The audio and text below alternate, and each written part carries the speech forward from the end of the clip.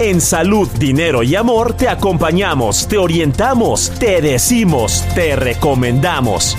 Por el Heraldo Radio.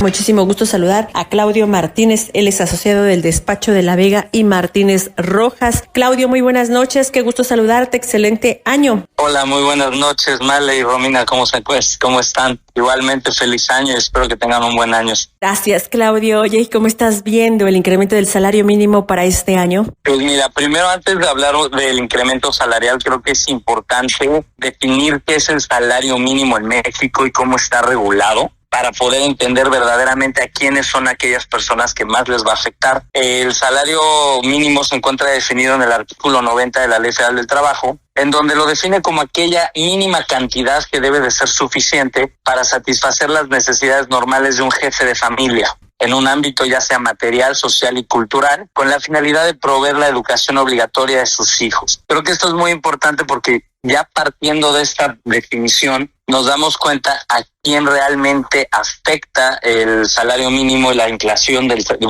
el aumento del salario mínimo. Que en este caso, como lo define la ley, son aquellos jefes de familia que deben de hacer frente a todas estas necesidades económicas que tiene su familia, específicamente aquellas de la educación. Y también, antes de hablar cómo va a afectar, es importante también dar a conocer a cuánto está aumentando este salario mínimo. El incremento generalizado del salario mínimo va a ser de un 12% a partir del 1 de enero de 2025. Esto ya incluye lo que se le llama el MIR, que es el monto independiente de recuperación, que este es un monto que se fija en pesos para poder recuperar el poder adquisitivo de quienes perciben el salario mínimo. Ya teniendo este contexto, podemos darnos cuenta que el salario mínimo realmente afecta principalmente a los trabajadores que ganan el salario mínimo de manera directa. Tiene un beneficio a aquellas personas que ganan el salario mínimo,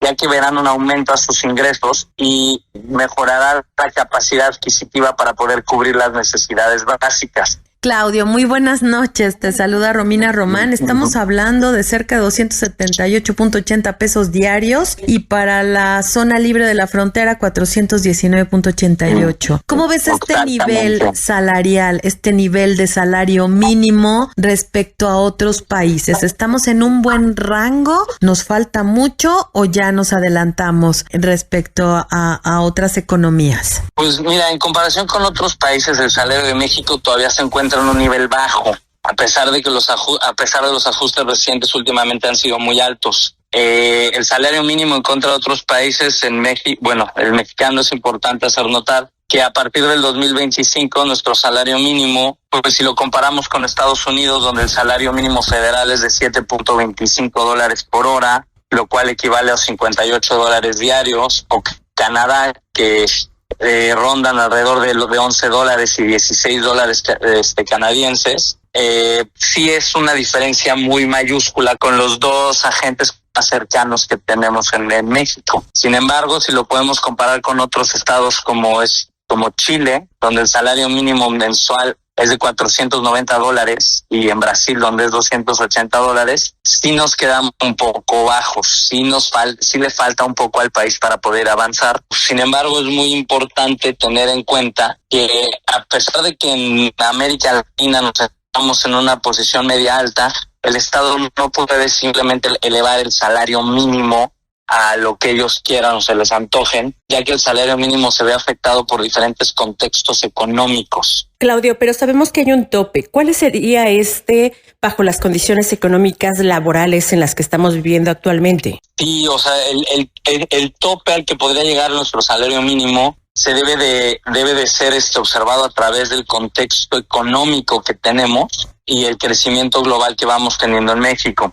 El salario mínimo del 12% al que estamos haciendo frente hoy en día se ve reflejado debido al crecimiento económico del 1.5 que ha tenido México en los primeros 9 meses de 2024 y la inflación acumulada de 2024 que fue del 3.63. Este tope se debe de mantener. El tope ideal en la que, según la Comisión Nacional de los Salarios Mínimos, debe tener un objetivo razonable, y lo que se busca es que el salario mínimo se alcance del 50 al 60% de un salario mínimo nacional. Claudio, y platícanos, en los últimos años, en este último sexenio, es donde se ha registrado el mayor aumento a los salarios mínimos. ¿Esto qué tan bueno o qué tan malo es? Porque puede resultar bueno para los trabajadores, pero no tanto para la inflación y para algunas empresas. Pues yo creo que aquí es muy importante, porque tenemos que también fijarnos que no caigamos en un estado en donde el salario mínimo se infle de tal manera que afecte el poder adquisitivo de los ciudadanos.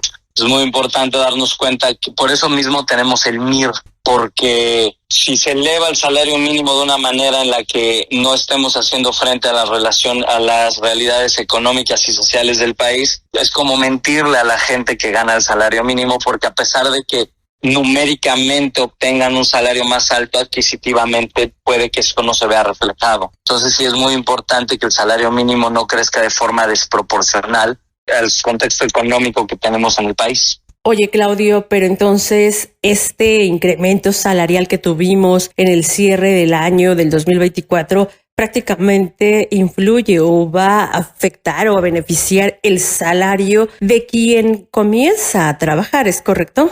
Sí, solamente aquellos trabajadores que ganan el salario mínimo no pueden tener un salario menor a este. También es importante darnos cuenta por qué, porque el salario mínimo también afecta a diferentes sectores de la sociedad. Como ya dijimos, afecta a aquellos trabajadores que ganan el salario mínimo, pero también afecta a las empresas y empleadores, debido a que aquellas empresas que pagan los salarios mínimos, específicamente aquellos sectores como la manufactura, servicios, agricultura, deben de asumir un mayor costo en su nómina, y esto puede llegar a tener una afectación en la competitividad y puede además llegar a presionar algunos márgenes de ganancia. También el salario mínimo puede afectar a la economía informal. En el momento es una presión para la formalización, como bien lo dijiste. Salario mínimo solo es para aquellos trabajadores que formalmente ganan el salario mínimo. Entonces, el hecho de que vaya aumentando el salario mínimo puede generar incentivos para que exista una regularidad.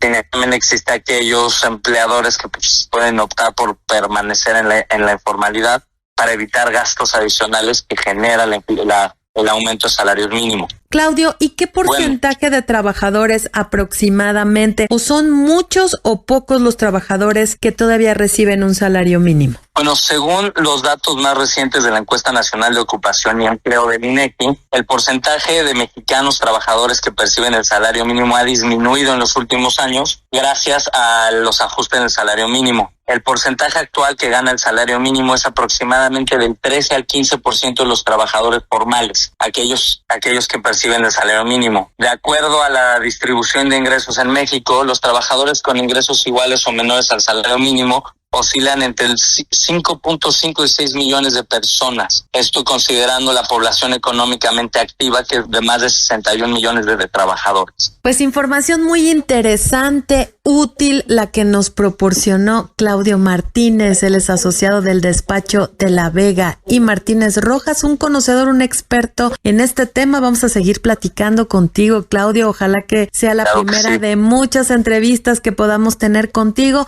y que nos vayas actualizando sobre este tema que es tan relevante. Muchísimas gracias, Claudio, y que tengas un feliz 2025. Igualmente, Romina y María Elena, muchísimas gracias por el tiempo, muchísimas gracias por escucharme y gracias por hacerme estas preguntas, porque creo que es muy importante que como país, conocedores y también como profesionales estemos actualizados y tengamos este tipo de información. Por supuesto. Les agradezco mucho. Una información muy útil para todos los trabajadores. Gracias nuevamente, Claudio, y quédense con nosotras en Salud, Dinero y Amor, que vamos con más información.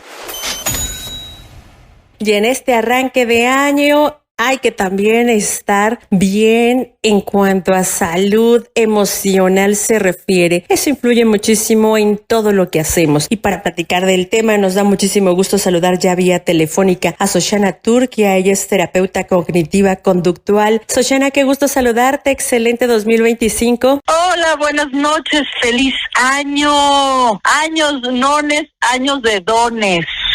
Así que les deseo a todas las personas que nos escuchan que este sea un año lleno de regalos, que podamos darnos a nosotras mismas y a nosotros mismos y a la gente que nos ama y nos rodea. Que así sea, Xochana, porque el 2024 para muchas personas fue muy convulsionado. ¿Cuáles serían tus principales recomendaciones para que en este 2025 la salud emocional sea lo más loable posible? Les voy a hacer una recomendación y espero que como hoy es 2, la tomen. ¿Cuál va a ser su pregunta clave o su palabra clave para este año? Pensemos en una palabra que nos acompaña durante todo el año para que podamos lograr los objetivos que tenemos, el equilibrio que buscamos, los equilibrios financieros, los equilibrios de nuestra salud física, nuestros equilibrios en relaciones. Por ejemplo, mi palabra para este año es curiosidad. Yo quiero no solamente basarme en mi prejuicio, sino en el conocimiento de las cosas y de la gente por lo que son, no por lo que deberían de ser.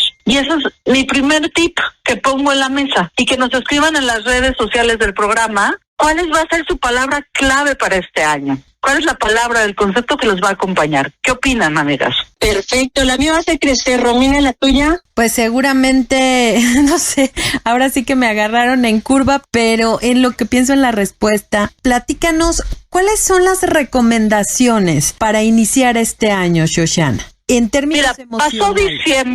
Pasó diciembre y diciembre siempre es un mes de mucho desorden, de mucho caos, de donde agarramos todos nuestros recursos y quién sabe qué les hacemos para poder atravesar las épocas decembrinas, las fiestas, cada quien, digamos, si celebran la Navidad, el Año Nuevo, las reuniones del trabajo, los cierres, etcétera, etcétera. El gozo es el uso óptimo de los recursos. Entonces, lo primero que yo recomiendo hacer en este inicio de año es cómo vamos a ordenar nuestro tiempo, cómo vamos a ordenar nuestro espacio, cómo vamos a ordenar nuestro conocimiento, nuestras relaciones y, por qué no también el tema de este programa, nuestro dinero. ¿Cómo vamos a reorganizar todos estos 5 recursos para poderlos usar de forma óptima y que sirvan a nuestros propósitos? Y no nosotros estar a merced de no tengo tiempo, no tengo dinero, acabé peleado con X, acabé peleado con Y. Si nosotros ponemos nuestra energía y nuestra intención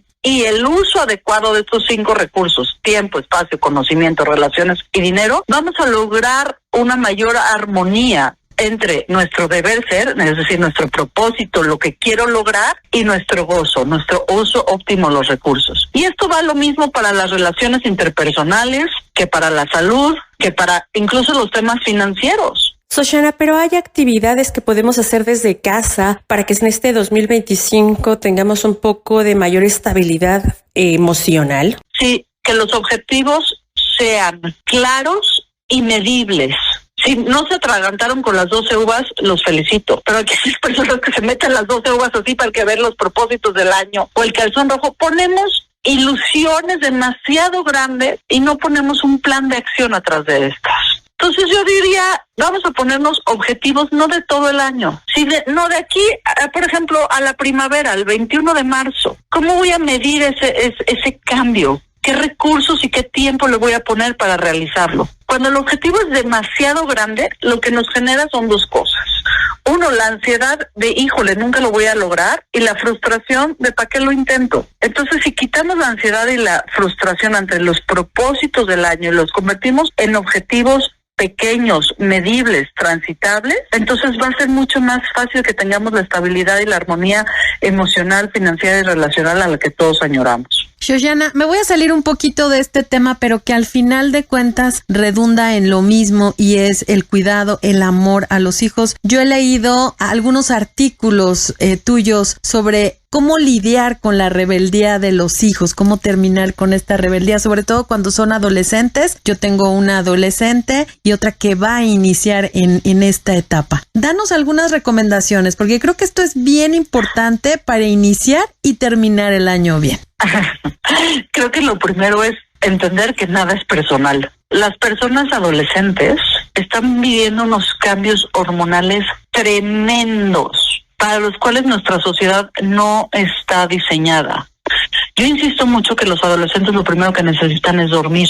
y su ciclo circadiano se mueve, es decir, los adolescentes deberían de dormir a partir de medianoche hasta las 10 de la mañana y nosotros los mandamos a la escuela desde las 5 o 6, ¿no? Entonces, cuando nuestro adolescente está todo cansado, desmotivado, mal y de malas, no es con nosotros, es que su cuerpo está cambiando tanto y las hormonas están trabajando tanto que muchas veces no accionan y reaccionan como quisiéramos.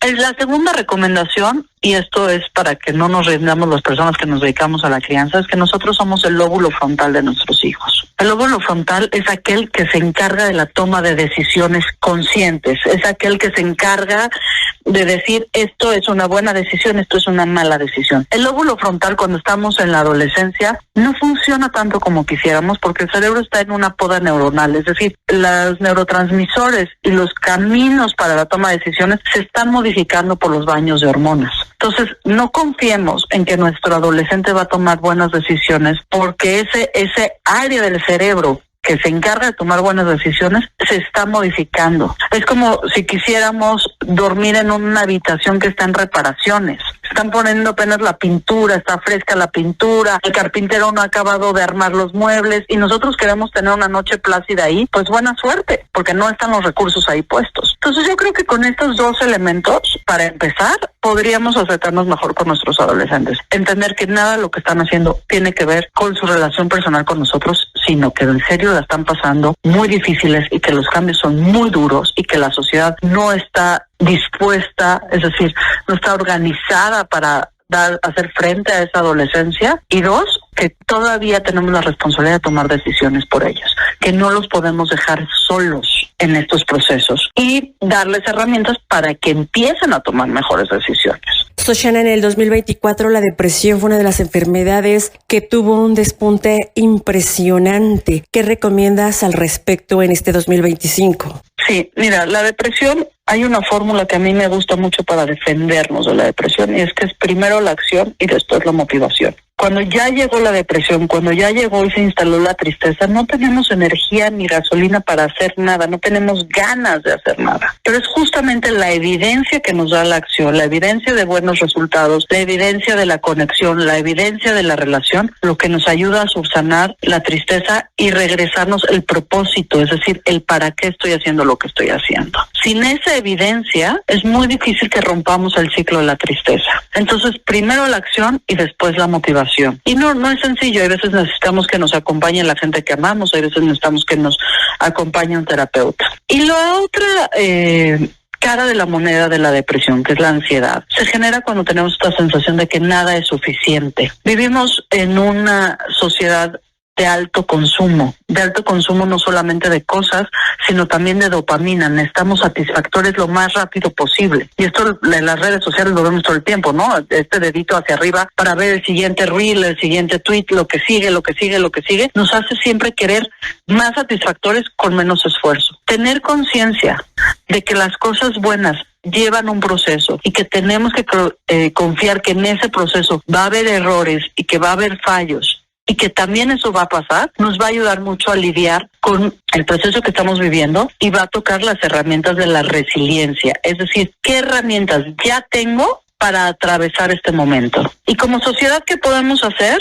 Pues bajarle 2 rayitas a la presión, conectarnos más, vernos a los ojos más, tener más contacto físico consensuado. Esas cosas nos ayudarían muchísimo a que socialmente estaremos en ambientes más sanos.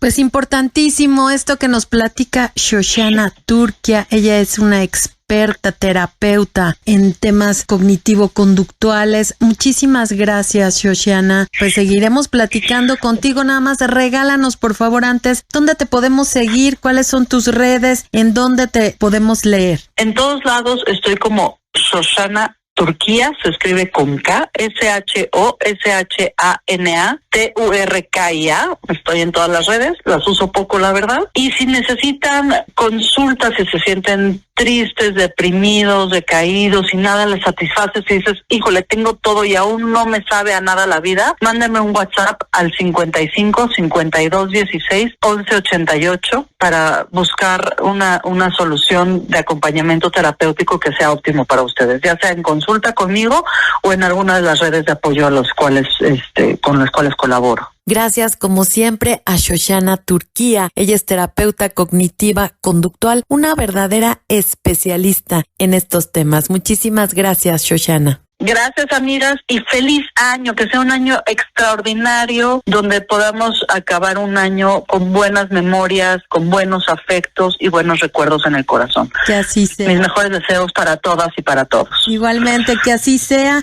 Y por lo pronto, quédense con nosotras en Salud, Dinero y Amor, que vamos con nuestro comentario final.